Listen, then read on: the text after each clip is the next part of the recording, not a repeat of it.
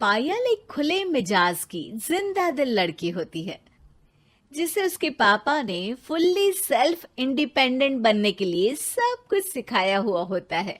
एक शाम पायल अपनी बाइक पर सीटी बजाते हुए कॉलेज से घर वापस पहुंचती है, जिसे देखते ही उसकी मम्मी गुस्से में पूरा घर सिर पर उठा लेती है। आ गई महारानी, बहुत बोलते थे मैं अपनी बेटी को सब कुछ सिखाकर दुनिया में मजबूती से खड़े रहना सिखाऊंगा, साथ में बेटी को लफंडर बनना भी सिखा दिया, ये नहीं बताया। क्या हुआ? आज ये कुकर इतनी सीटियां क्यों मार रहा है? सीटी? सारी फसाद की जड़ तेरी वो बाइक और सीटी है, उन्हीं से लड़के छेड़ती है ना तू।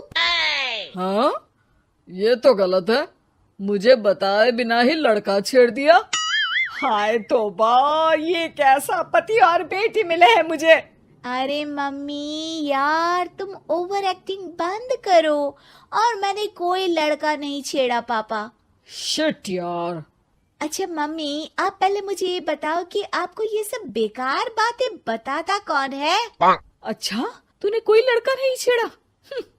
अरे वही शर्मा आंटी, वही बताती रहती है, पर उसकी खबर तो मैं खुद ले लूंगी।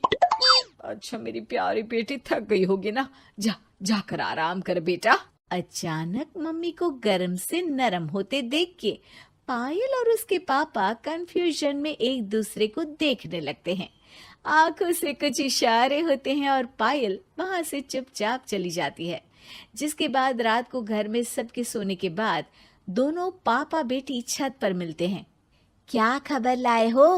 अरे तुम्हारी मम्मी तो हमसे भी तेज निकली, कोई खबर नहीं मिली। क्या यार पापा, पता नहीं अब मेरी मदर इंडिया कौन सा बम फोड़ेंगी। इसी के साथ दोनों अपने कमरे में वापस जाकर सो जाते हैं। अगली सुबह पायल जैसे ही कॉलेज जाने के लिए तैयार होकर कमरे से बाहर निकलती है तो उसकी मम्मी उसे लड़के वालों के सामने ले जाकर खड़ा कर देती है। जी, ये है मेरी बेटी पायल, थोड़ी चंचल है लेकिन बहुत नेक दिल और होशियार है। देखते ही देखते कुछ घंटों में पायल और शुभम का रिश्ता पक्का हो जाता है, जिसके कुछ दिनों बाद पायल शादी कर अपने ससुराल पहुंच जाती है। सोचा था मम्मी कोई बम फोड़ेंगी, पर उन्होंने तो सीधा मुझे उम्र कैद की सजा ही दे दी। बहू, अब उम्र कैद समझो या बम, रहना तो यही है, निभाना यही है, इसलिए छिछोरी हरकतें बंद करनी होगी। है? ये आप क्या बात कर रही हो? मैंने क्या किया? इतने मासूम ना बनो, मुझे तुम्हारे कारनामों के बारे में सब अच्छे से पता है। ऐसा बोलकर सास तो वहां से चली जाती है, लेकिन पायल सोच में पड़ी वहीं खड़ी रह जाती है। जिस पर शुभम उसके पास आता है। तुम मम्मी की बात का बुरा मत मानना, वो पड़ोस वाली आंटी ने उन्हें तुम्हारी बाइक चलाना, सीटियां बजाते हुए घूमना, बेधड़क सबसे बात करना वगैरह जैसी कुछ बातें बता दी है, जिसे सुनकर उन्हें गुस्सा आ गया है। पर फिक्र मत करना, धीरे धीरे साथ रहने से वो भी ठीक हो जाएंगी। Thanks for your concern, but I don't care. Payal सीधा अपने कमरे में चली जाती है। अगली सुबह कॉलेज जाने के लिए तैयार हो सीटी बजाते हुए कमरे से बाहर निकलती है, जिसे देख सास गुस्से से तिल मिला उठती है। महारानी, शादी के अगले ही दिन ये हीरोइन बनकर कहाँ चल पड़ी? और ये लफंगों की तरह सीटियां बजाना बंद करो। ये हमारा घर है, कोई सड़क नहीं जहाँ तुम आवारागर्दी करती घूमो। मम्मी जी, सीटी बजाने और कंफर्टेबल कपड़े पहनने से लोग कब से आवारा बनने लगे? इसी के साथ सास बहू का युद्ध शुरू होने ही वाला होता है कि शुभम वहां पहुंच जाता है। माँ, उसका कॉलेज है इसलिए ऐसे तैयार हुई है।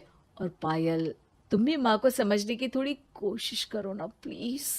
सिचुएशन संभालकर शुभम और पायल घर से निकल जाते हैं।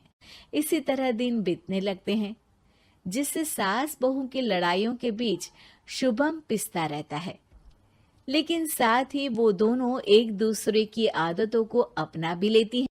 पर पायल का सीटी बजाना सास को आज भी नागवारा ही होता है।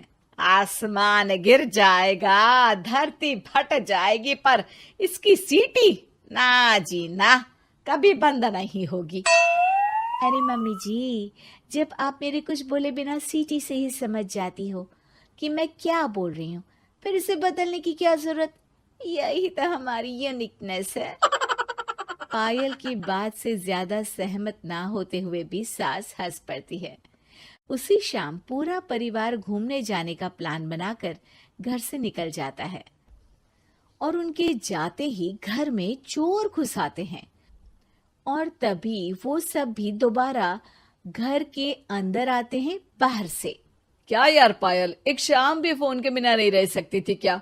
घर में ही तो फोन है, कहाँ चला जाता? अब जल्दी अंदर जाकर अपना फोन लाओ, मम्मी और मैं यहीं बाहर वेट करते हैं। ज्यादा बोल रहे हो, देखो अब और धीरे काम करूंगी। ऐसा बोलकर पायल घर के अंदर जाती है और बहुत देर तक बाहर निकल कर नहीं आती। अरे ये तो सच में जानबूझकर लेट करने लगी। चल कर देखते हैं ना। दोनों जैसे ही मेन डोर के नजदीक पहुंचते हैं, उन्हें पायल के सीटी बजाने की आवाज सुनाई देती है। हमें लेट करके खुद मजे से बैठी सीटियां बजा रही है। अरे गधे, ये मजा नहीं सजा है, जल्दी से पुलिस को फोन कर। माँ की बातों से कंफ्यूज्ड शुभम उसे देखता ही रहता है। सास खुद ही पुलिस को फोन कर देती है। कुछ देर बाद वो दोनों पुलिस के साथ घर के अंदर जाते हैं तो पायल एक कुर्सी पर बंधी होती है और सास को देखते ही दोबारा सीटी बजाने लगती है। सीटियों की दुकान फिर से शुरू हो गई तू? और क्या इन सबको कह रही है कि चोरा है चोरा है? तुझे कैद किया है, थोड़ा तो तरस खाकर डर हमसे। और प्यार से क्या बोल रहा है इससे? अरे इसके सर पर बंदूक लगा, ठोक दे इसको।